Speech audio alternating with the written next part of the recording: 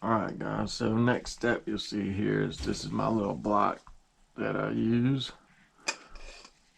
I'm going to put my spool on to make sure that the line's coming off the top. So it's coming off the spool the same direction it'll be going on the reel. So we can just leave that right there for now. Get the reel out here.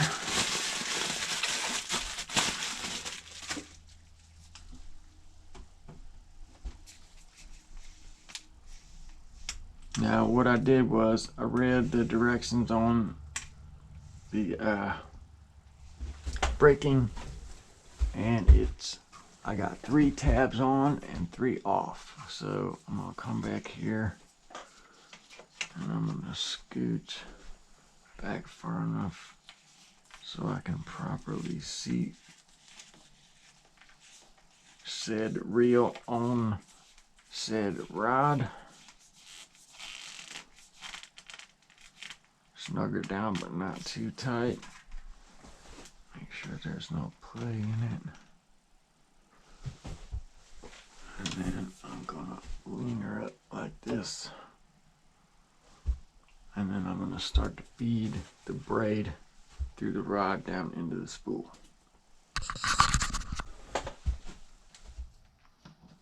Alright, so I just popped the spool out. Oh man, I need a new office chair so bad. It's driving me crazy. But so I just popped the spool out. What I like to do is get a paper plate. That way there's no fob getting on this shaft, because the shaft is dry. So I'm gonna get my trusty Q-tips out.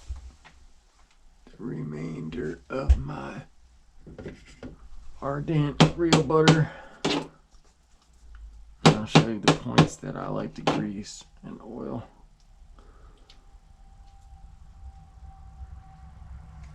Get that prepped and ready.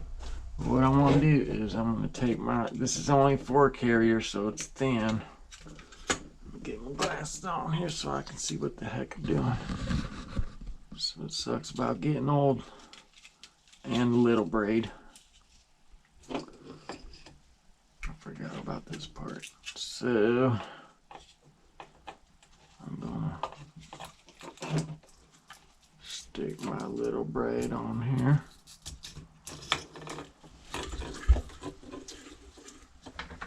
And what I do is I grab the end and then I scooch the rod back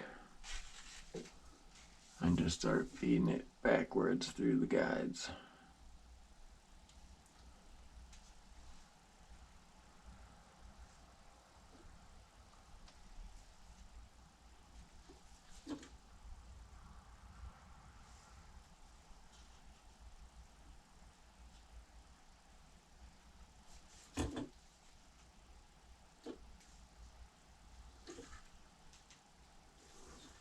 So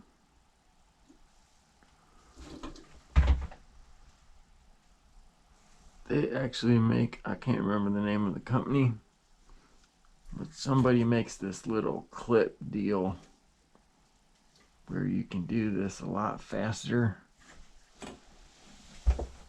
I for one think I'll survive without buying that. I mean, yeah, it'd be nice to have, but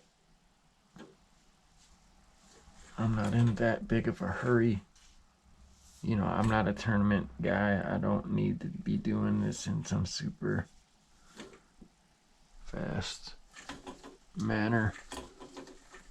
There have been times where I've had to do this right on the bank. So I want to lean this up against more the table. There we go. And then I'm going to find the main eye of the reel. Go through it. Alright, pull me out some slack. That's another thing I like about this SLX design is how the door stays on. I'm gonna pull out some slack. Enough, and then I'm gonna let that drop. And what I'm gonna do is I'm gonna take this shaft here and just hit it with a little bit of oil, and then just let it run straight down, and kind of just turn it and run back down it.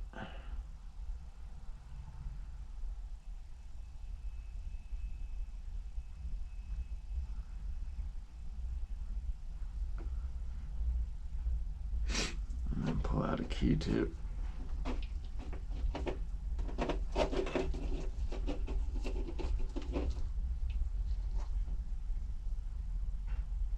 And just dab that drop, that's it.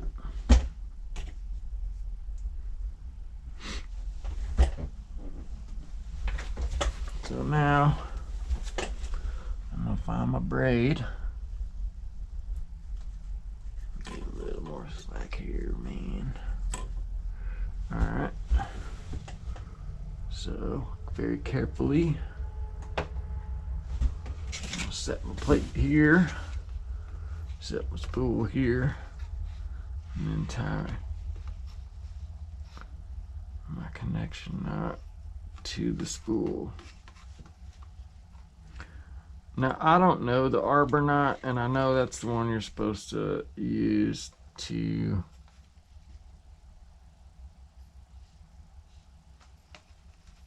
tie to your spool, because it kind of like the knot, I don't know, I've seen the video. What I do is I just tie me a Palomar. That way I got 2 pieces of line anchored to the spool. I don't want to get it in the center. Get it in the center, hold my tag end, and then feed the spool through the loop like a Palomar. And then snug it down.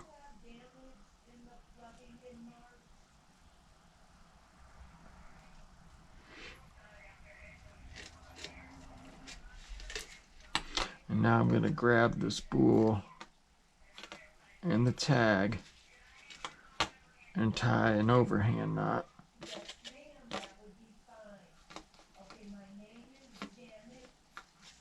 Sorry if you hear some talking in the background.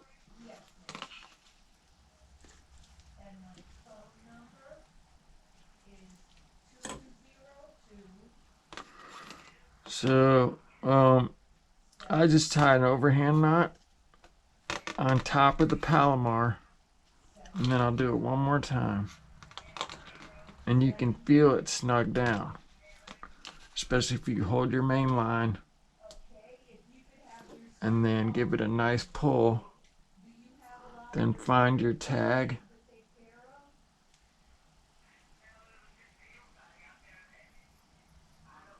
Find your tag end there. And then grab your braid scissors. Oops. And make a cut as close to the knot as you can without getting the knot. One thing about these cheaper braids is they don't cut too clean, so make sure, you know, you want to tug on it again, make sure that it bit. Then grab your trusty electric tape.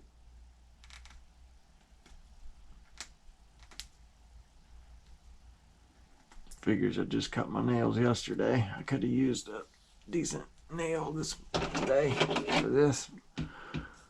Cut you off a square, take that square, cut it in half, then take that square, cut it in half. All you need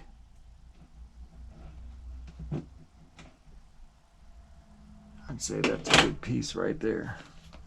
So find your knot and which direction it's going. And what I do is I place it right over top of my knot.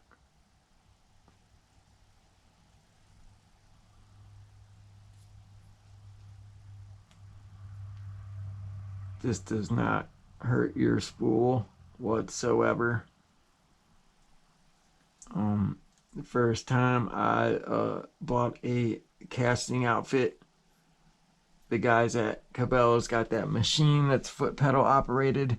They use, that's where I got the electric tape trick. They use it.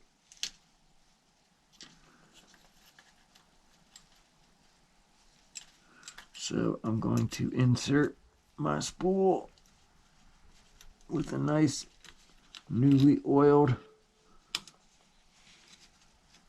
virgin factory main spool shaft back into the reel.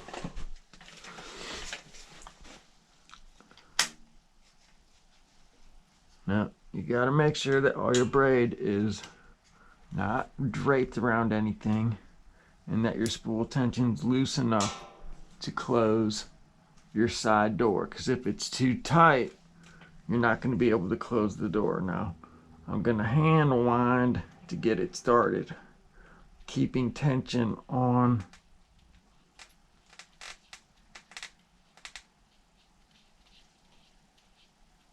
the braid so it's not loose. But you can see all I'm doing is spinning it with my thumb, just getting it started.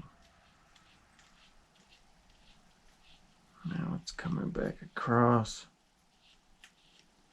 and as soon as I get across that piece of tape, I'm going to start winding. So